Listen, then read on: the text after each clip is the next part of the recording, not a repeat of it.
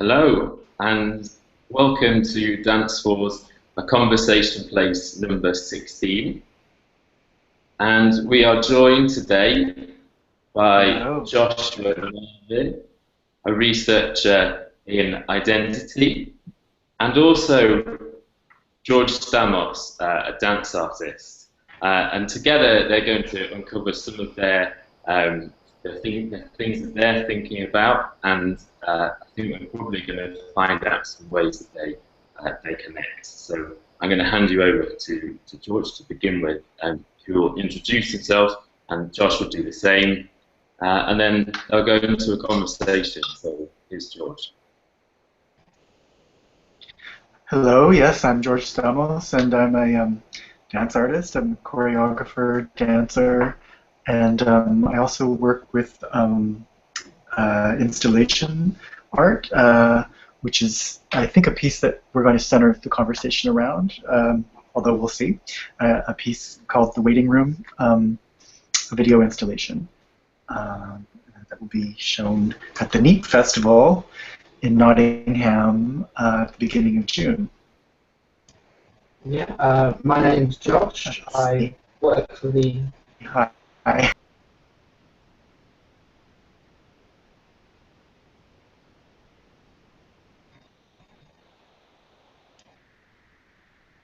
think I've lost George.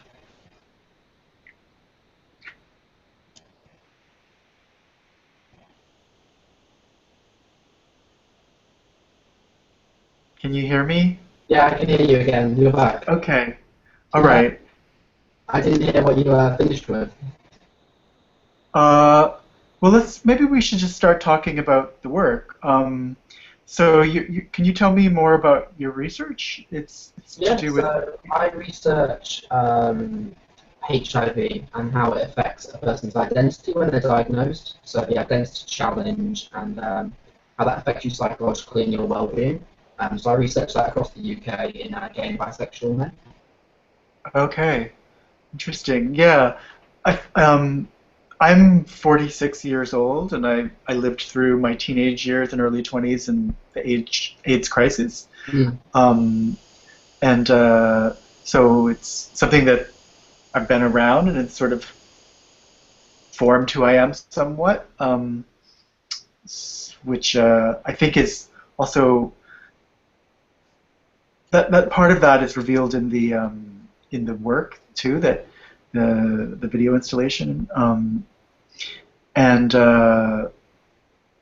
yeah, I'm curious if your research goes into the impact of people having lived through the crisis, or if it's more focused on people discovering today. I mean, it's based on personal experience, so a lot of the people that I've had the pleasure of speaking to have lived through the 80s and lived through the 90s, and they compare how HIV treatment and HIV care was back then to now. So back in the 80s and 90s, HIV, and as it was called then, AIDS, was almost a death sentence. I spoke to some people who were given 6 months to live as soon as they were diagnosed. And it's just completely different today. The treatment we have, the care we have, is so much better than it was, and HIV is not a death sentence anymore. Well, in some parts of the world, it is still. I mean, in Africa and Russia, they're starting to admit that there's more of a problem, as I understand it. But yeah, I wonder. From my perspective, I've seen a shift in terms of culture not having experienced that sort of trauma and that intensity of the loss of the loss of friends and the deaths, and maybe not. Like, I wonder if there's a forgotten history. I think that sometimes we're not. We don't really talk a lot about what we've lost, what the impact of the AIDS crisis. I think it was a huge, in the art world, had a huge impact, and in the world at large as well. And part of what I'm interested in doing with this work is to evoke conversations about going back before the AIDS crisis as well, that the other player that features in this video installation is Quentin Crisp, who is also a historical figure. That it was surprising to me that how some people didn't know who he was as well, some young queer people. So I think it's important to kind of keep remembering those who have passed and those who are still here, you know. Yeah, absolutely. Yeah. All I know a little bit about Quentin Crisp, but mainly his attitudes against gay liberation, and also Princess Diana. I believe there was something there. Sorry? Can you hear me? Sorry, please repeat what you said. Sorry, I don't know too much about Quentin Crisp. All I know is that he spoke against gay liberation, and he was also quite critical of Princess Diana. But I don't know too much apart from that. That he spoke against gay liberation. Yes, as far as I'm aware. Right. Yeah. Yeah. Well, I think he's quite a problematic figure in terms of how he fits into the gay story, because I mean, if we look at his life, this is someone who was very, very out at a young age, who was not. Have you seen The Naked Civil Servant? I should ask. I've heard of it. I haven't seen it. Was it in the 90s with someone else? I think it's the 80s. There's been two documentaries about his life. There was The Naked Civil Servant in the 80s, I believe it was made, early 80s. And then there was a more recent one called An Englishman in New York, which was more about his life after when he left the UK and moved to New York, and once he sort of became famous.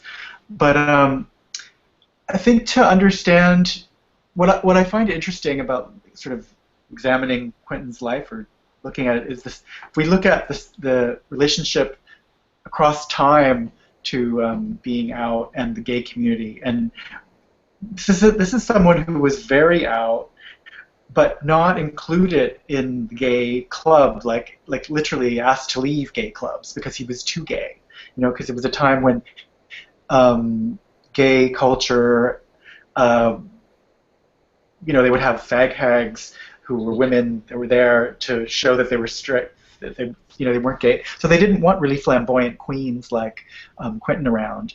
I actually think that like a kind of prejudice against effeminate gay men, or any effeminate men, really continues to exist in gay culture. And would you say he was a positive role model at all? Sorry? Would you say he was a positive role model? A positive role model. Well, I think that again, it's across time. I think this is a person who endured quite a lot of abuse because he insisted on expressing who he was. He refused to conform, and he really paved the way in a lot of ways. And then he was eventually, then after sort of decades of being outcast of the outcasts, fully embraced as a kind of hero, like with The Naked Civil Servant and with the gay. Once the gay liberation came around, you know, I mean, I guess he would have been probably in his, I think his 50s or maybe even 60s at that point, like at Stonewall. Then it was okay to be gay, and you know, and he was kind of a hero.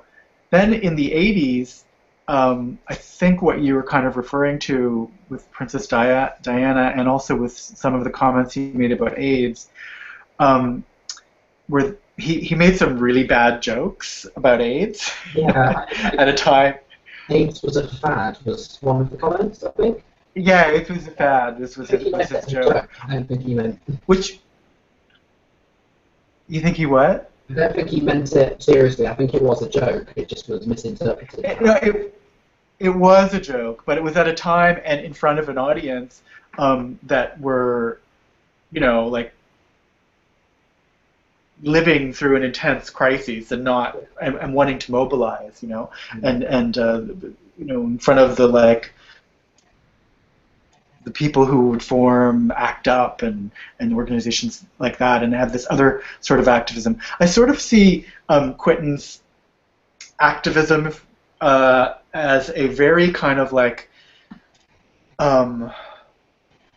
passive-aggressive, steady pressure, just sort of leaning against a wall. Like, I think he had one of his, he's famous for all these quotes. One of them was that I'm paraphrasing, but if you lean against a wall long enough, it'll fall over, you know? So he wasn't one for punching through walls violently. He was one for leaning against a wall for decades. A rather dry sense. Like, A rather dry sense of humour. Very dry, yeah. So whether he was a positive role model, I think in terms of pride, yeah, but it's hard to say because we have to kind of consider him in his time too, if you know what I mean. How about if he was around today? How do you think he would impact upon the gay community? Well, I think we're missing, I think like towards his death, he actually became very embraced by younger gays too, and I think we're missing elders, you know, so I would hope that he would be embraced and supported, and that people would be curious to, like, you know, find out more about what it was like for him in his life, you know, to be gay in the 20s, 30s, 40s, 50s, 60s, 70s. I think at the moment we're in a new age of HIV and AIDS, although they prefer to call it advanced HIV now. But we're in a term where people are living longer and people are living better lives. And it's interesting to speak to people in my research who have been through the experiences of the 80s and 90s and now reflect on how modern life has changed so much. I mean, it's amazing sometimes and sometimes really shocking and horrible to hear the stories. And I do think there are still problems in the gay community with HIV, especially with stigma. And it would be nice to see someone like how you described Quentin Crisp to me now, to be that kind of popular figure that could speak against stigma. I think we are missing that kind of character right now. Yeah, I think there's a link between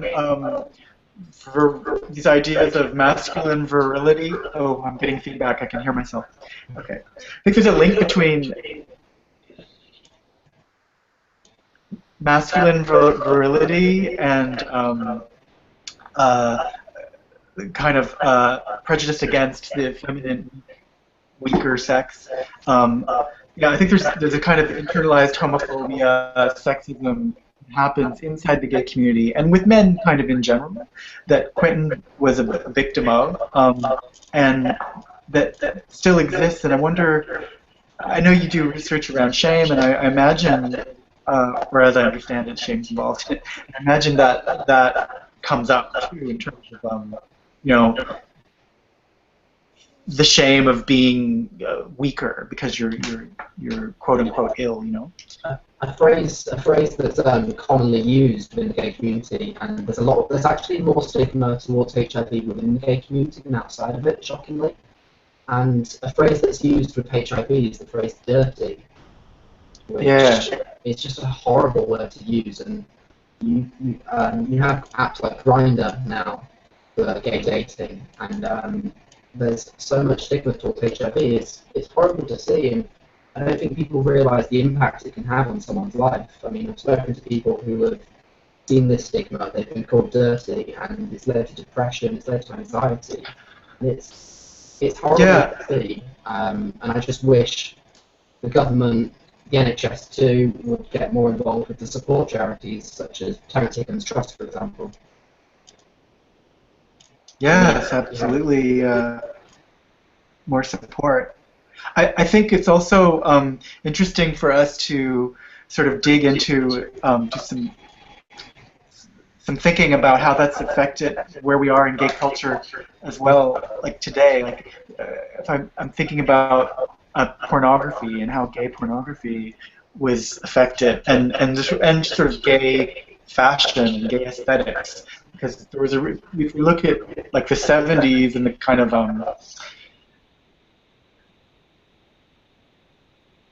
was a hairy,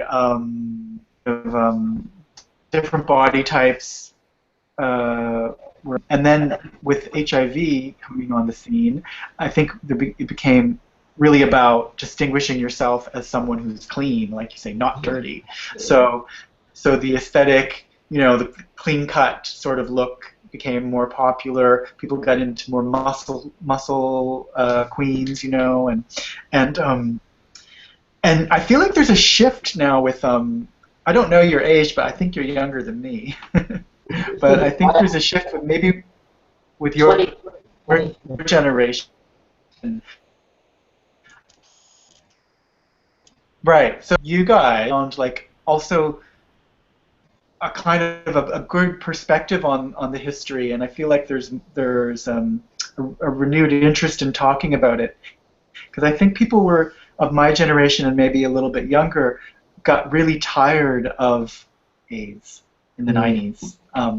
Got really like tired of talking about it, which is really pathetic. But I feel like people got. The outlook has changed. I think we're trying to approach it in a more positive way. I mean, people who are diagnosed with HIV now, they can lead, I don't want to say normal lives, but so much better lives than they did back in the 80s and 90s.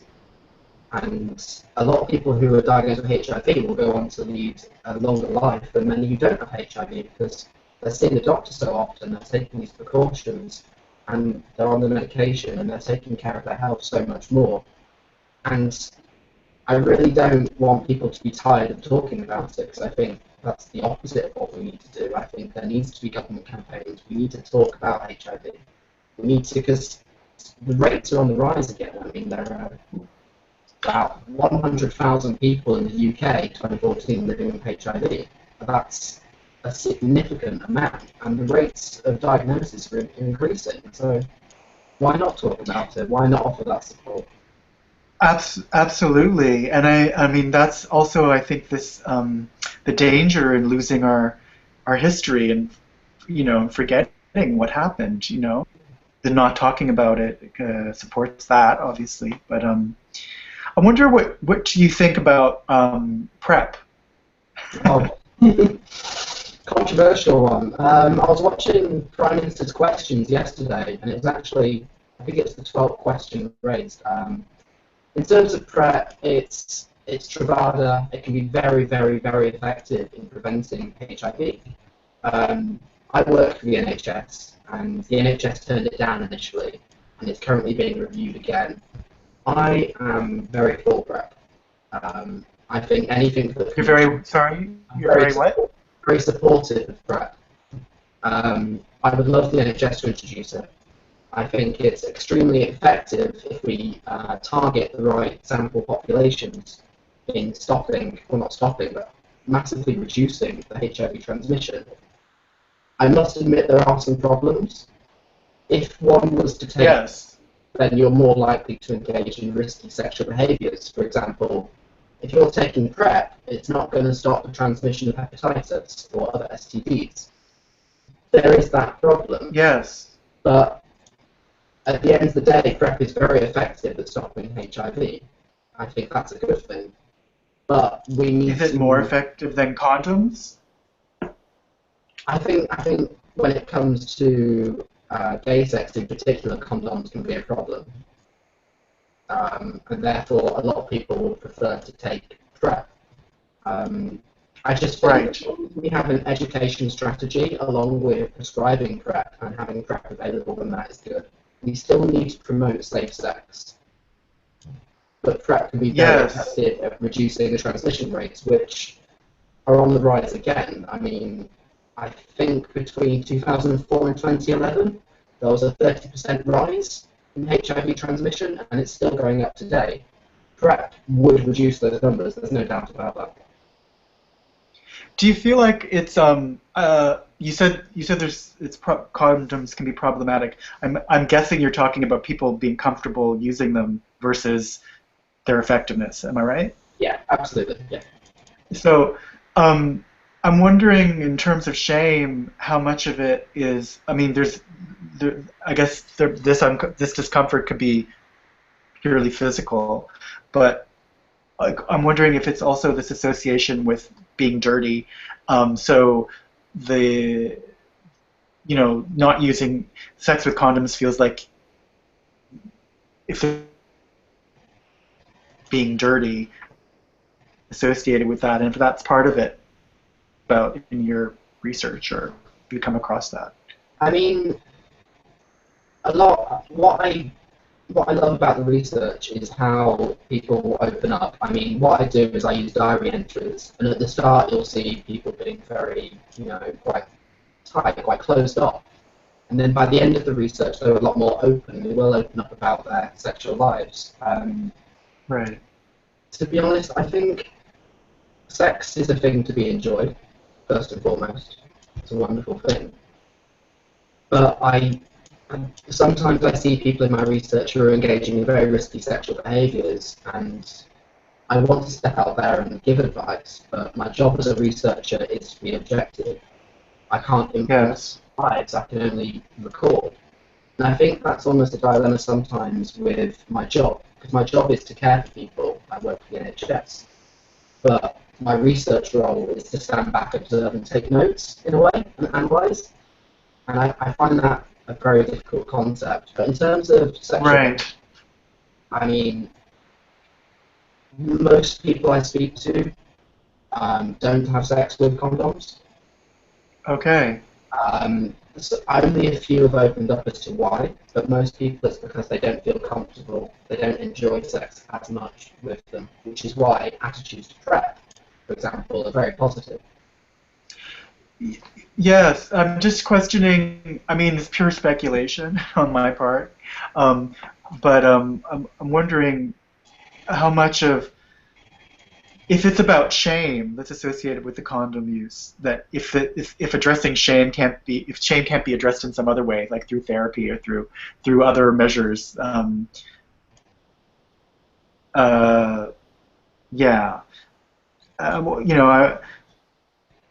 it's amazing how powerful shame is, and how it affects a life, and how it can sort of be buried at the root of all these other things. And in my own life, I found like addressing shame to be really useful, and because it sprouts so many other ugly things, I think it's a powerful thing to address guilt, to address shame, but I really don't think in this day and age HIV is anything to be ashamed of. I think no. That you have HIV doesn't mean it defines you as a person. There's so much more to everyone than a chronic illness. Yeah, well, I never was. I don't think. I mean, it never was anything to be ashamed about, nor being gay, and I guess that's sort of going back to Quentin. There's something interesting about him, whereas totally wore his shame on his sleeve. Like, he was like completely transparent about who he was, knowing what people thought of it, but refusing. Do you think that damaged his own mental health in a way, being so open? I mean, I think people should be open, but maybe being so open within the public eye could be negative.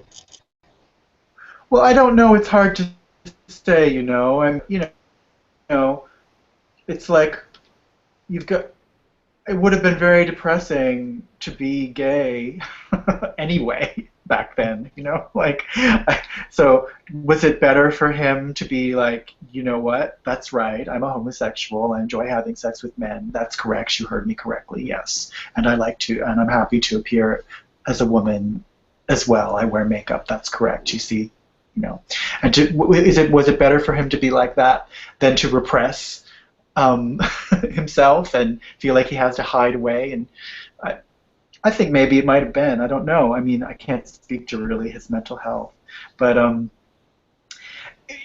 again, going back to sort of this understanding of people who've lived through crises and trauma, I think that's part of it too. That it's like yeah, it would have been difficult for him, just like it was difficult for people of my generation and older to